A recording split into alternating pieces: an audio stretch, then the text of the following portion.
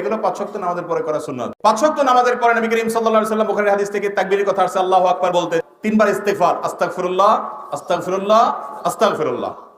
এরপর আল্লাহুম্মা আনতাস সালাম ওয়া মিনকাস সালাম তাবারাকতা ইয়া যাল জালালি ওয়াল ইকরাম। এর পাশাপাশি আয়াতুল কুরসি। 5 ওয়াক্ত নামাজের পরে কি পড়া? আয়াতুল কুরসি পড়া। এরপর 3 কুল, সূরা ইখলাস, কুল হুয়াল্লাহ, সূরা ফালাক, সূরা নাস। কয়বার করে? আন্দাজে মারি দিবেন, একবার করে। 3 বার হলো সকাল সন্ধ্যা। আর 5 ওয়াক্ত নামাজের পরে কয়বার? একবার করে। এরপরে আসেন আল্লাহুম্মা আইন্নি আলা যিকরিকা ওয়া শুকরিকা ওয়া হুসনি ইবাদাতিকা, একবার। লা ইলাহা ইল্লাল্লাহু ওয়াহদাহু লা শারীকা লাহু লাহুল মুলকু ওয়া লাহুল হামদু আলা কুল্লি শাইইন কাদির, একবার। লা ইলাহা ইল্লাল্লাহু মুখলিসিনা লাহুদ-দ্বীন ওয়া লাউ কারিহাল কাফিরুন, একবার। লা ইলাহা ইল্লাল্লাহু ওয়া লা না'বুদু ইল্লা ইয়্যাহু বিল ওয়ালিদাইনি ইহসানা ওয়া লা ইলাহা ইল্লাল্লাহু লাহুল মুলকু ওয়া লাহুল হামদু ওয়া লাহুস সানাউল হাসান, একবার। এইভাবে এসব